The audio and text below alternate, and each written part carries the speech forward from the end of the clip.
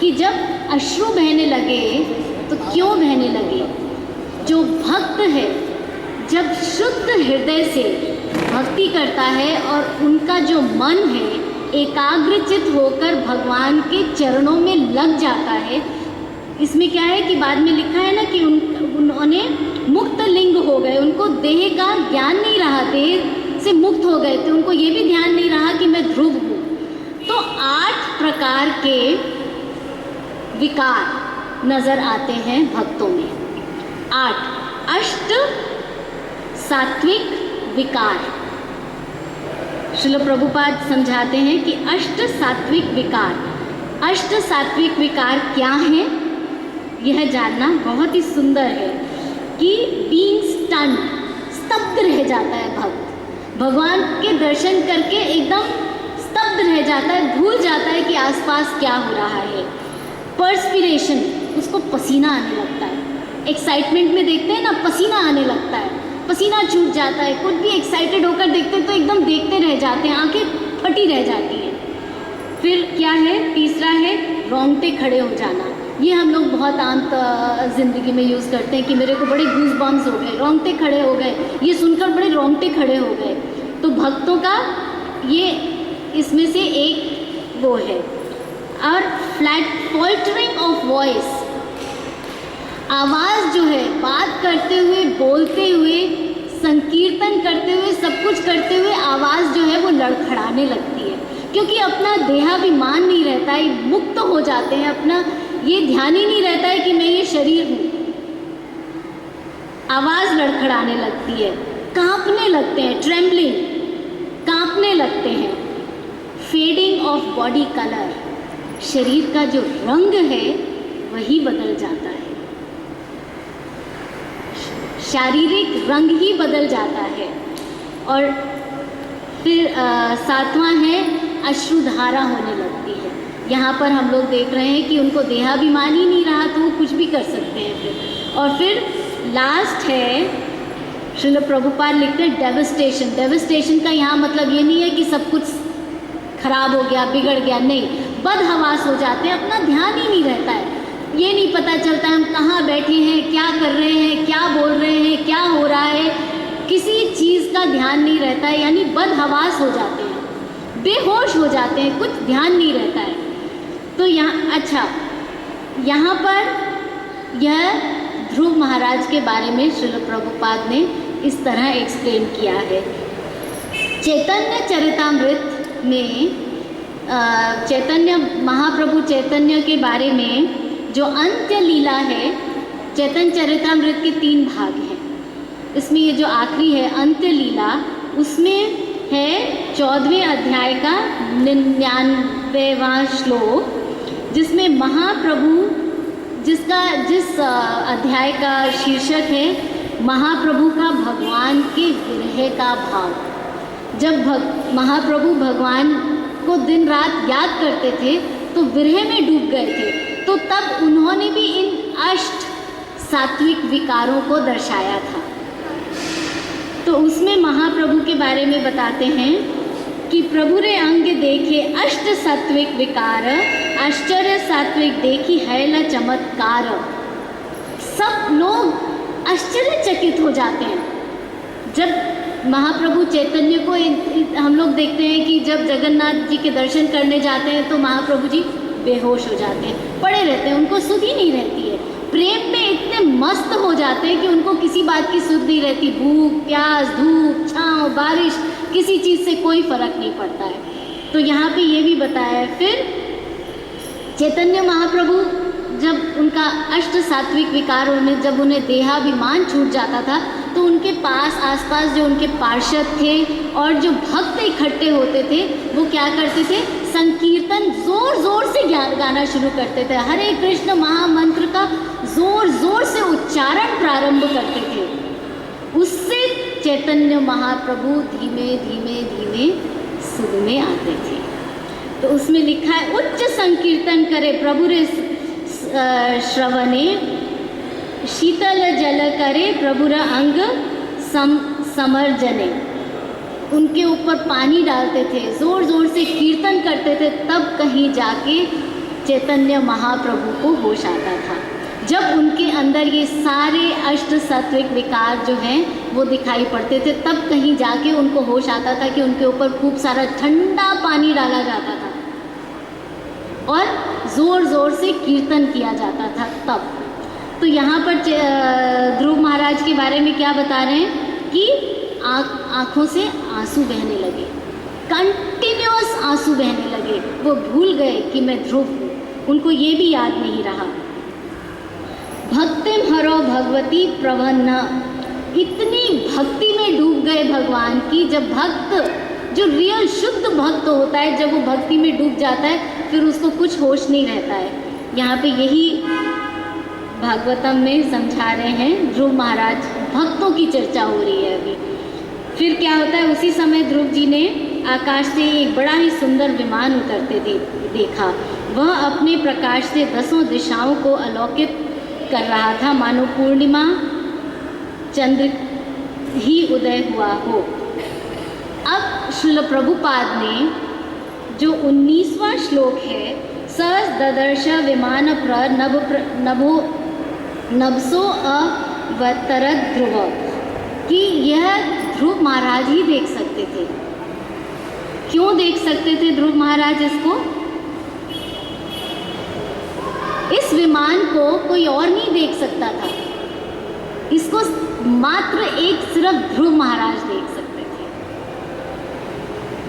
इसका बहुत सुंदर एक्सप्लेनेशन किया है श्रील प्रभुपाद ने कि जो ज्ञान है वह प्रत्यक्ष ज्ञान, अधिकारियों से पाया गया ज्ञान, श्रेष्ठ ज्ञान, इंद्रियों से परे ज्ञान, और उसके भी ऊपर आता है आध्यात्मिक ज्ञान।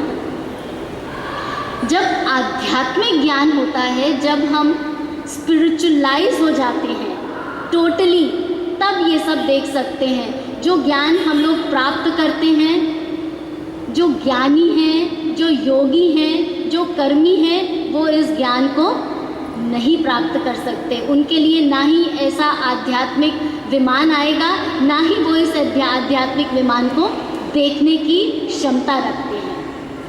यहाँ पे ये समझाया गया है बेसिकली कि ध्रुव महाराज ने देखा। यहाँ पे ये नहीं देखा कहा गया कि वहाँ पे और इतने ऋषि मुनि बैठे हुए थे उन्होंने देखा, ना, ये विमान सिर्फ ध्रुव महाराज को ही क्यों नज़र आया?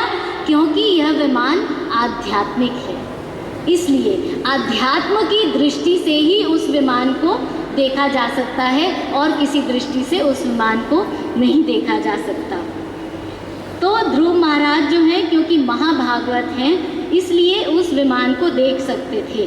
ध्रुव महाराज भौतिकता से मुक्त होने के कारण आध्यात्म में स्थित थे और इसी कारण वे इस आध्यात्मिक विमान को देख सकते थे। We can reach that stage but only by pure bhakti. उस विमान को देखने की क्षमता हम सब में है। ऐसा नहीं है कि हम सब में उस विमान को देखने की क्षमता नहीं है या हमारे अंदर शुद्ध भक्त बनने की क्षमता नहीं है, हमारे अंदर है, लेकिन हम अभी इस माया के द्वारा अत्यधिक भ्रमित हैं। अत्यधिक भ्रमित होने के कारण हम लोग को कुछ ज्ञान नहीं है, समझ में ही नहीं आता उस विमान के क्या बारे में क्या चर्चा करेंगे, उस विमान को देखने की क्या इच्छा करेंगे। उस विमान को देखने की इच्छा से भक्ति करना, नो, भगवान कहते शुद्ध प्रेम करना है बिना किसी भी इच्छा के। भक्त को कोई इच्छा नहीं होती है, उसको सिर्फ ये होता है कि बस मैं दिन रात किस प्रकार भगवान की सेवा करता रहूं, और इसके अलावा भक्त की और कोई इच्छा नहीं होती है। और फिर क्या हुआ कि पुण्य श्लोक श्री हरि के सेवक, उसमें जो है भगवान के समान, भगवान के धाम में जो उनके पार्षद हैं उनको भी भगवान के समान सुंदर बताया गया है। वो भी भगवान के समान अलंकृत थे और वो लोग नीचे उतरे। और उस समय ध्रुव महाराज क्या कर रहे थे? ध्यान में बैठे हुए थे, लेकिन उन्होंने विमान उतरते हुए देखा, उन पार्षदों को देखा, सब कुछ देखा, लेकिन वो भक्ति में इतने मग्न थे, एक तो वो डरे नहीं कि ये कौन आ गया, उनको किसी प्रकार का कोई भय नहीं हुआ कि ये कौन आ गया यहाँ पे, ये सब क्या हो गया, नहीं, ध्रुव महाराज एक बार थोड़े से हुए, फिर उन्होंने भगवान का क्या बोलते हैं, कीर्तन करना प्रारंभ किया। त्रम कृष्णा पादाभिनिवेशत चेतसम, कि भगवान का कीर्तन करना प्रारंभ किया। देखिए, भक्त जो है वो किसी भी स्थिति में भयभीत नहीं होता है, वो हर स्थिति में क्या करता है, भगवान का संकीर्तन करता है, भगवान की चर्चा करता है। और इस कारण यदि विपरीत परिस्थिति भी होती है तो भी उससे उसको भय नहीं होता है, और उसके लिए विपरीत का ऑपोजिट क्या होगा, उसके लिए अच्छी भी परिस्थिति होती है, उससे भी उसको कोई बहुत आनंद अनुभूति नहीं होती है, तो इसलिए वो मस्त रहता है हर हाल में। तो यहाँ पर ध्रुव महाराज ने जब उनको देखा, उनको कोई भय नहीं हुआ कि ये कौन आ गए, उनको समझ में नहीं आया एक बार, तो उन्होंने क्या किया, संकीर्तन प्रारंभ किया। संकीर्तन प्रारंभ करने से उनको वो ज्ञान हो गया कि ये कौन है, ये विमान क्या है, सब कुछ हो गया।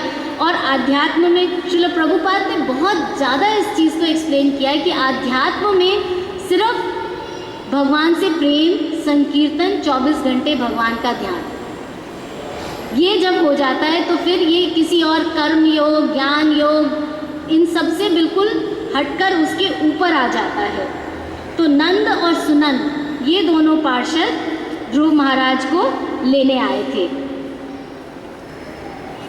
अब नंद और सुनंद ने क्या कहा, हमने थोड़ा सा पढ़ा था पिछले बार भी ये, कि नंद सुनंद कहने लगे, राजन आपका कल्याण हो, आप सावधान होकर हमारी बात सुनिए। आपने 5 वर्ष की अवस्था से ही तपस्या करके सर्वेश्वर भगवान को प्रसन्न कर लिया है। हम उन्हीं निखिल जगन नियंता शंखपाणी भगवान विष्णु के सेवक हैं, और हम आपको भगवान के धाम ले जाने के लिए यहाँ आए हैं। यहाँ पे श्रील प्रभुपाद एक्सप्लेन करते हैं कि 5 वर्ष का नंद और सुनंद ने खास तौर पे क्यों जिक्र किया है, क्योंकि वो उम्र होती है बहुत कच्ची, और तब से उन्होंने उनकी ट्रेनिंग प्रारंभ हो गई। उनकी ट्रेनिंग जब 5 वर्ष की उम्र से प्रारंभ हो गई तो बाद में जो भी उनके जीवन में दुख आए या सुख आए, वो उसमें उन्होंने समता बनाए रखी। दुख में ज़्यादा दुखी नहीं हुए और सुख में ज़्यादा उछले नहीं। तो यहाँ पर नंद और सुनंद ने इसी वजह से खास प्रभुपाद कहते हैं कि बोला है कि 5 वर्ष की आयु से ही यदि हम बच्चों के अंदर भक्ति का बीज तो है, उसको अंकुरित करना प्रारंभ कर देंगे 5 वर्ष की आयु से ही, तो उसके जीवन में किसी प्रकार का कोई भी दुख नहीं आएगा। विपरीत परिस्थिति में भी वह बच्चा या बड़ा होकर भी किसी तरह डगमगाएगा नहीं। इस वजह से 5 वर्ष की आयु का जो कच्चापन है उसका लाभ उठाकर बच्चों के अंदर यदि भक्ति के बीज को अंकुरित करा जाए, उसको सींचा जाए, तो जीवन भर सुखी रहने का हम उसे मार्ग दिखा सकते हैं। माता सुनीति ने ध्रुव महाराज को जब बोला तो उन्होंने ये नहीं कहा कि तुम उच्च स्तर प्राप्त करो, उन्होंने ये नहीं कहा कि गोद प्राप्त हो जाएगी, ये हो जाएगा। तो ध्रुव महाराज चले गए जंगल में और उन्होंने नारद मुनि से उच्च स्तर प्राप्त करने का मार्ग पूछा, ना कि ये कहा कि आप मुझे वो उच्च स्थान दे दीजिए, बस अब तो मैं आपके मुझे दर्शन हो गए हैं, आप तो आपकी सामर्थ्य है कि आप मुझे वो उस स्थान पर बिठा सकते हैं तो आप बिठा दीजिए ना। ध्रुव महाराज ने उनसे कहा कि आप मुझे उच्च स्थान तक पहुंचाने का मार्ग बताइए। तो उस मार्ग पर चलना ध्रुव महाराज ने दृढ़ निश्चय किया कि वह अपने गुरु के बताए मार्ग पर चलेंगे। ध्रुव महाराज ने एकदम से ये कह सकते थे वो, क्योंकि नारद जी इसमें सक्षम थे कि वो कर सकते थे, परंतु नहीं, Dhruv Maharaj chose to have it the right way, the perfect way. उन्होंने उस मार्ग पर चलने का तरीका पूछा, ना कि ऊपर पहुंच जाने के लिए बोला कि बस आप मुझे वहाँ बिठा दीजिए। नहीं, ध्रुव महाराज ने बोला कि नहीं, आप मुझे रास्ता बताइए, मैं उस मार्ग पर चलूँगा। किस प्रकार मुझे भक्ति करनी है, किस प्रकार मुझे जप करना है, किस प्रकार मैं वहाँ तक पहुँच सकता हूँ। तो ध्रुव महाराज ने ये सब पूछा। फिर नंद सुनंद ने क्या कहा था? नंद सुनंद ने कहा था कि यहाँ पर आज तक तुम्हारे वंश में से कोई नहीं पहुँच पाया है।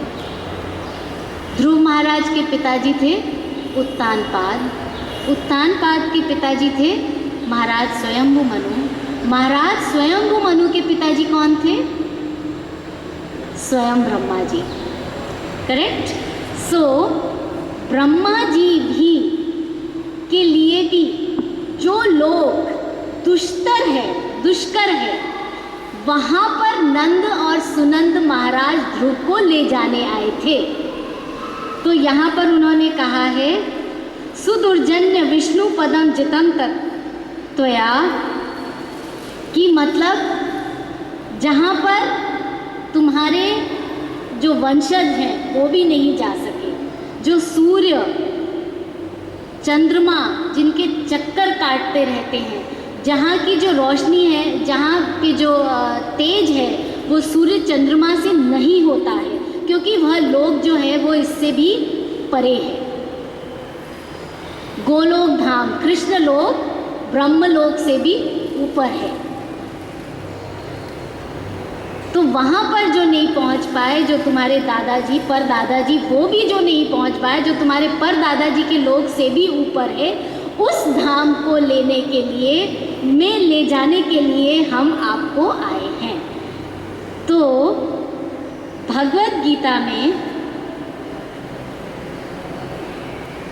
के 8वें अध्याय का यदि हम 16वां श्लोक लेंगे तो इसमें है, अब्रह्मा भुवन लोकान पुनरावर्तिनो अर्जुन मामुपेत्य तु कौन्तेय पुनर्जन्म न विद्यते। अर्थात इस जगत में सर्वोच्च लोक से लेकर निम्नतम सारे लोग दुखों के घर हैं, जहाँ जन्म तथा मरण का चक्कर लगा रहता है। किंतु हे कुंती पुत्र, जो मेरे धाम को प्राप्त कर लेता है वह फिर कभी जन्म नहीं लेता।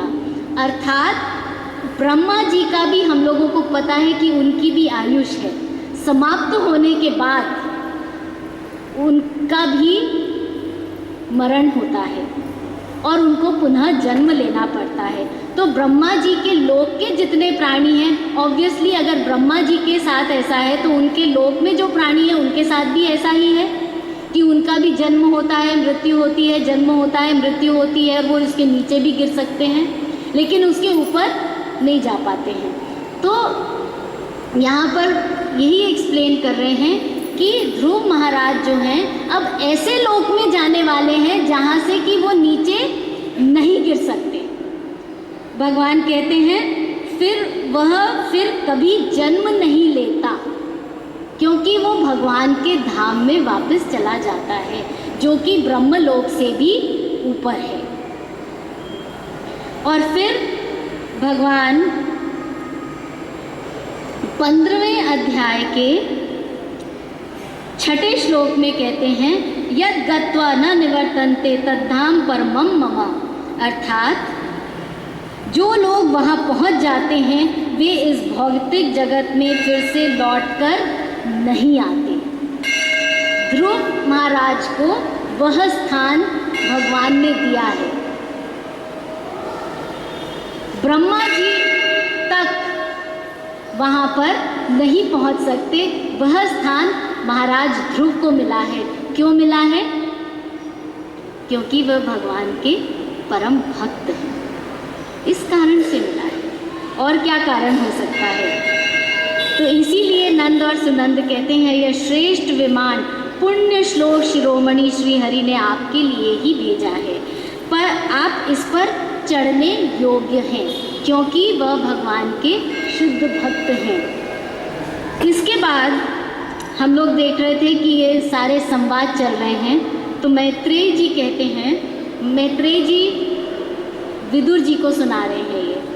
तो मैत्रेय जी कहते हैं कि भगवान के प्रमुख पार्षदों के अमृतमय वचन सुनकर परम भागवत ध्रुव जी ने स्नान किया, फिर संध्या वंदन आदि नित्य कर्म से निवृत्त हो मांगलिक अलंकार आदि धारण किए। बद्रिकाश्रम में रहने वाले मुनियों को प्रणाम करके उनके आशीर्वाद लिया। अब ध्रुव महाराज को तो भगवान के पार्षद लेने आ गए थे। ध्रुव महाराज को बद्रिकाश्रम में रहने वाले मुनियों को प्रणाम करने की क्या आवश्यकता थी? वो तो उस विमान पर चढ़ते और चले जाते। लेकिन वहाँ पर जितने भी ऋषि मुनि थे, जब नंद और सुनंद ने बोला कि आप अब इस विमान पर चढ़ जाइए, तो ध्रुव महाराज ने क्या किया? स्नान किया, संध्या वंदन किया, अपने आप को अलंकृत किया, क्योंकि भगवान के परम धाम जा रहे हैं, कोई ऐसी वैसी जगह थोड़ी जा रहे हैं, भगवान के परम धाम में जा रहे हैं। अपने आप को अलंकृत किया, अपने आप का श्रृंगार किया उन्होंने, और फिर सारे ऋषि मुनियों को प्रणाम किया। यह है एक सच्चे वैष्णव का गुण, यह है वैष्णव का गुण कि उसमें इस स्थिति पर, इस उच्चतम सर्वोच्चतम स्थिति पर पहुंचकर भी घमंड नहीं आया, वरना वो तैयार होते, इधर उधर क्या देखने की ज़रूरत थी, विमान पर चढ़ते और चले जाते। This was not required of him, but these are the characteristics, the character of a real Vaishnav, कि वो किसी भी स्थिति में उसका दिमाग नहीं खराब होता है। यहाँ तो जरा सा सम्मान मिल जाए, दिमाग ऐसा खराब होता है जिसकी पूछो मत। एक जरा सी डेजिग्नेशन क्या मिल जाती है, बुद्धि भ्रष्ट हो जाती है। लेकिन यहाँ ध्रुव महाराज को लेने के लिए भगवान के पार्षद आए हुए थे, विमान पर चढ़ने का उनके लिए उनका इंतज़ार कर रहे थे, परंतु ध्रुव महाराज ने क्या ठीक समझा कि पहले इन ऋषियों मुनियों को प्रणाम किया जाए। देखा जाए तो ध्रुव महाराज की जो स्थिति है वो उनसे कहीं उच्च है। कितनी उच्च स्थिति पे है वो, परंतु ध्रुव महाराज को इस बात का जरा भी अभिमान नहीं था, जरा सा भी, कण मात्र भी अभिमान नहीं था। इसीलिए उन्होंने क्या ठीक समझा, उन्होंने क्या किया? सारे ऋषियों मुनियों को प्रणाम किया। सारे ऋषि मुनियों को प्रणाम करके तब वह उस मंत्र पे, उस विमान पर चढ़ने लगे। जब वह उस विमान पर चढ़ने लगे तो उन्होंने क्या देखा कि काल खड़ा हुआ है। अब काल को देखकर उनकी मति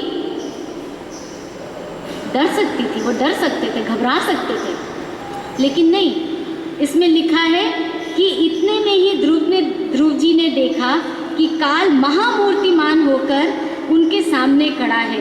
तब वह मृत्यु के सिर पर पैर रखकर उस अद्भुत विमान पर चढ़ गए।